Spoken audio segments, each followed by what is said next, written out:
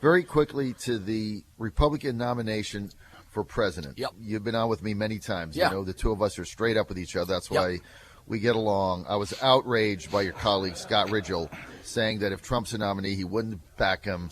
I went off on a rant for several days. I think that's the wrong message to send. I don't care what candidate you're for. At the end of the day, any of these Republicans is going to be better for America than Hillary Clinton. So how do you stand on these people like Ben Sasse and Scott Ridgell basically saying, hey, if I don't get the nominee I want, I'm going to go home? Yeah, well, I'm obviously one of the outsiders and had the big campaign you mentioned. And so the D.C. crew is having a hard time understanding what's going on. And some of the outsider results, right, the Trump results, by last week we had 80% of Republicans voting for outsiders only. Right. And so the evidence is in, and it's just a matter of whether the consulting class up there gets the memo.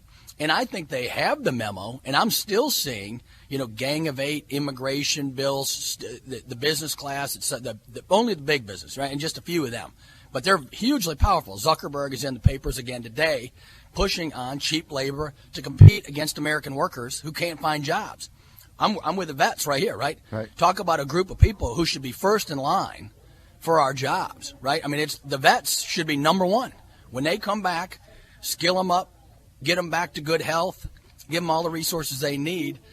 But getting back to the candidates, right, when you hear that the American people are weighing in mass for certain candidates and you say no as some elite on the outside, I don't understand that at all. I would never want to be in the position of going against the people. I'm supposed to work for the people. So I don't get that logic at all. Well, Dave, many people say, Congressman, that you were at the engine of this wave of people just frustrated with the moneyed class basically controlling the system and all the donors and the bundlers being in charge. Some people think that the Republican National Committee had become a wholly owned subsidiary, basically, of the corporate globalist donor base, pushing these trade deals, EB-1, HB-5 visas, all to bring in foreign cheap slave labor.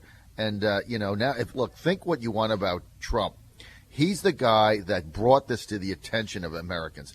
And you saw what happened in Michigan on Tuesday night. Trump won big, Sanders won big. Yep. Both of these, or one in an upset, both of these candidates have made stopping these trade deals as a centerpiece of their campaign, as Hugh had also. Yeah. But remember, when you were running against Eric Cantor, we would bring TPP up or something like that, and people would say, what? What is They had it? no idea what it was. Right.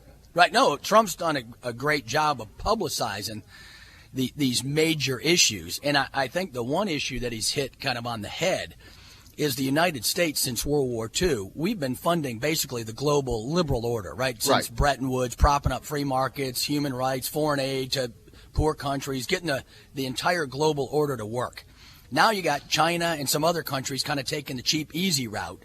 They're aggressively coming after us, propping up their Navy, the islands in the Pacific, doing cyber stuff, and they're not paying for the global order. So the American people are rightly going, what's going on, right? The Chinese are devaluing their currency, competing hard against us with cheap labor, not paying a dime to sustain the global order, and we have still the world's financial markets, right? We have Wall Street and the New York financial hub of the world. And we can at any moment say, hey, get your little buddy over there in North Korea to behave themselves, right?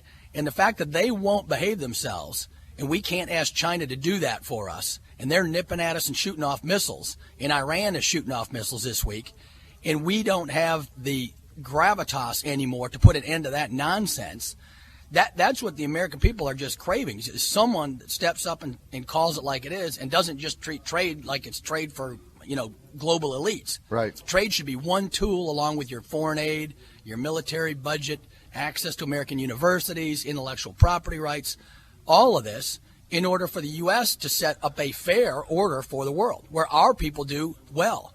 And that's in question right now. And so Trump's giving air to that. Cruz is excellent on the Constitution, free markets, et cetera. And I'm not endorsing anybody, but I've always just run on principle and not personality. So I have my same principles. I want them all to be on board with the principles that made this country great. And I'm not going to ask anyone to vote one way or the other. You need to make up your own mind in conscience and do the best you can for the country, not for some little self-interest. Well, the next week is going to be interesting. Congressman, I know you've been on this issue for some time. We got a new VA head, McDonald. He hasn't done anything. I think 2 people have been fired. Nothing changes there. Yeah. It's all talk. It's like, I hate to say this, but it's like Trump says, politicians are all talk, no action. It's all talk. Yep. Well, and just to show you the great what Henry's talking about, right, on the micro level, we can all do better in our local communities. The church groups, et cetera, can be helping out the vets. He's got the right point, right? Until we get these people up to speed physically and mentally, we have employers. We can find the jobs, right? But we need to give these returning vets the best we got. Get them up to speed, get their families reunited, help take care of the kids, and do that. But then you're right, at the macro level, up in D.C., and I hate to say this because it sounds political, but there's no mystery as to why you can't solve the problem. The guy we brought in was the CEO for Procter and Gamble, I think, right? And so he's running the vet. He's plenty qualified. Guess what he cannot do that you can do in the private sector? What? Fire anybody. Right. And so you say, all talk, whatever. We have rigged the system in D.C. More on one side of the aisle than the other to get votes. Right, with government jobs and wages that go up forever, and cranes all over Washington, D.C. building new buildings. Well, there's no cranes down here, and there's no cranes in the inner city where the returning vets are coming back to, right? And so we've just mucked up our entire federal government. That power and energy is supposed to, under our Constitution, be dispersed back to the states, and that money to the localities eventually, so it reaches people. Instead, we have huge bureaucracies up in D.C. trying to run and give personal service to vets who require individual attention, right? There's no one-size-fits-all answer for a returning vet. The best way to do that is to get people on the local area like Henry and the guys standing right here behind him to help these vets on a one-on-one basis. They need some resources to do it. So, yeah, I don't want to be too hard, right? The Veterans Hospital in our own area, the word is once you get in, they get excellent service. But it's the access point. That's the hard part. The person coming back, getting into your congressman's office, doing constituent services the right way. We're trying to do that. I've been in 1 year, and I got a great team that's working on it. But we all need to work together to help these guys because we owe them everything. Some people say I got a tough job. I run around like whatever, running and doing policy. I got nothing compared. These guys leave their families for a year, right? I got to go up more. 4 days in a row, right? Year, 2 years, right? Without seeing their little babies. That is true sacrifice, and this country owes them everything. Right. And so I just encourage everybody to reach out to your vets, get your church groups doing something like that, a real-world task force in your group, and make a commitment in your church to take care of 10 vets or something, this week. Don't put it off. Right. You got to get involved. You have to do something. Congressman, I got to get to a policy question here. Let me tell you one thing that's really frustrated me and many of our listeners. We've had 9, 10, so many debates on the Republican side. Nobody is yet to ask a question about what are we going to do about $19 trillion in debt, $123 trillion of unfunded liabilities, 10 debates, 1,000 questions, all this time, arguing back and forth, calling each other names. No one has asked a question about the fact that the country is going broke. What's the deal? Yeah, well, that's... don't you find that to be incredible? No, I walk out to the press up in D.C. every day. In the middle, there's a press gaggle right where you go in to vote every day. And they treated me very well. And they know what I'm going to say now. I walk out, they ask me about some issue, I say $100 trillion. They go, here comes Brat, it's going to be $100 trillion in unfunded liabilities, because that's the number one biggest economic challenge this country has going forward. And so in terms of solutions, the solution happened here in the 7th District. The people demanded someone that would message and talk on the biggest issues we have. This was the grassroots groups in the 7th, Hanover, Henrico, Chesterfield, Culpeper, all the way down to New Kent. Everybody was fiscal. They know the country is in bad shape. They know their kids are going to have less opportunity than they have. The veterans are with us right here, right? And so we're spending more than we're taking in right now every year. And now under Republican leadership, our deficit's going up $105 billion this year. The deficit this year is going to be $540 billion, $500 billion this year. The deficit, the amount you add to the debt, will be $1 trillion a year in 2026, and we expect to have a debt of $30 trillion, not 19, in 10 years. and that's all CBO numbers.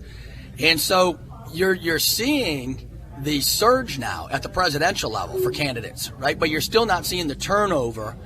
People have to demand, and I'm being a little tough on my own team, right? The Republicans, the Democrats have never produced a budget that balances in the history of humanity, right? So I'm letting them off. They don't know what fiscal discipline is, right? So and I'm not talking about all my Democratic friends around the region, but the Democratic leaders have never produced a budget that balances ever. And so it's time to get serious. Medicare and Social Security will both be insolvent in 2034. So that's about 18 years from now. So I got an 18-year-old boy. A lot of people out there. I was with seniors yesterday at the high school right here. And by the time they're 36, Medicare and Social Security will be insolvent. So the left, who says they have, compassion and care and concern for everybody, right? Well, good. These systems are broken in 18 years. Those kids, by the time they reach retirement, will not have the systems at all, maybe.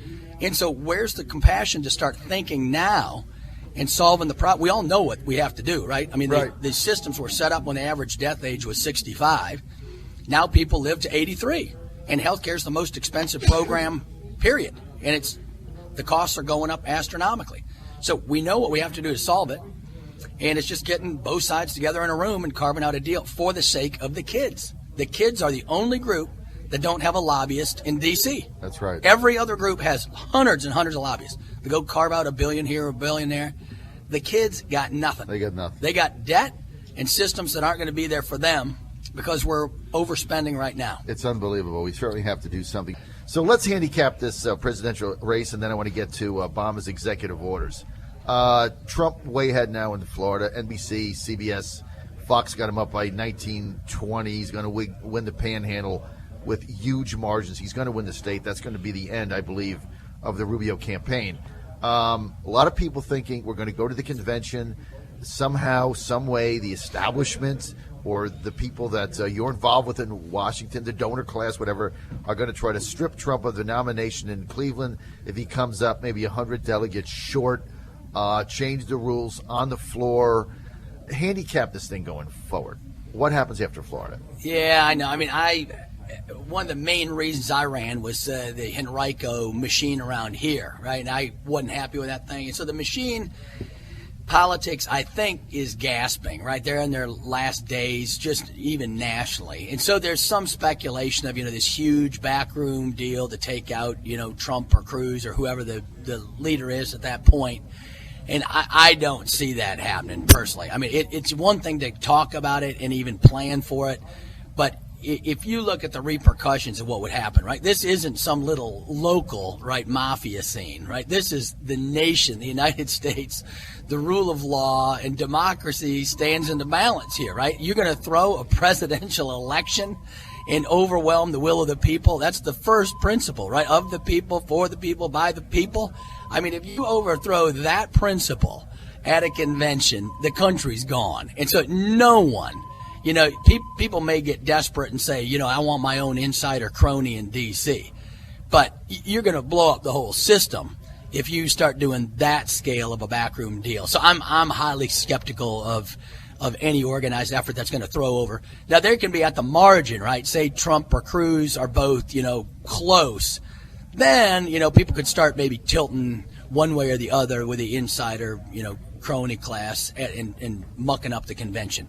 But in terms of overthrowing the two leading vote getters nationally, I don't see it happening. So if Trump goes to Cleveland, Dr. Brat, and he's got 90% of the delegates he needs to win, I think you need 1237. Let's say he goes in there with 1100 or 1110 or 1090. You really see no way that he can be stripped of the nomination. I mean, technically it can happen. Yeah, I mean, technically you can. But, I mean, you just even look at, like, Michigan, right? Hillary, Bernie just did the burn in Michigan. Right. In a huge, right? He was supposed to lose by 20 and won by a couple percent. So right. Huge error. And then Hillary still won the most delegates. Because of the super delegates. Right, because of the super. And that gives people heartburn, just state by state by state in one race. So, I mean, imagine that multiplied by 50, right? So if Trump or Cruz or whoever's got, 90% of what they need and then you throw in a Kasich or a Rubio or something as the winner.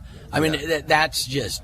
Well, the other thing is, not to get into the details here, but they would have to change the rules because the Romney team of lawyers and lobbyists that descended on Tampa in 2012 changed the rules despite the objections of the grassroots.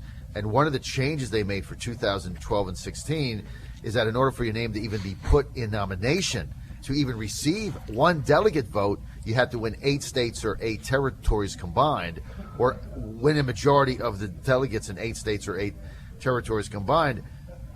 Cruz and Trump would be the only 2 that would have that. Nobody else can possibly have that.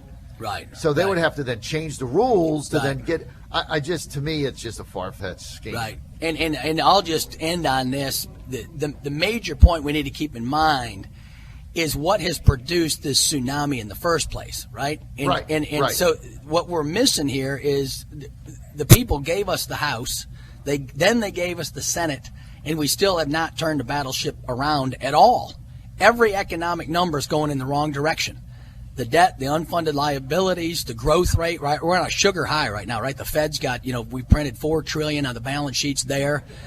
Luckily, there's no growth and no loans, or you would have hyperinflation. And then we're doing deficit spending of $500 billion a year. That's an additional sugar high. And with that, the Fed says, they have to say it because they're cheerleading. But they're just saying, the economy's sound. Well, it's not, because when you're talking about doing negative real interest rates, you've given up the goods, right? It's not doing well. And so it's incumbent on all of us to turn this thing around. It takes hard medicine right now, and politicians aren't good at delivering the hard medicine, but that's what separates the good politicians from the ones who just want to go along and get the votes. And so thanks for having me on today, and I got to roll down the road. All right. We want to thank Congressman Dave Brat for being with us, and quantitative easing, if that ends, that's going to be a bad situation.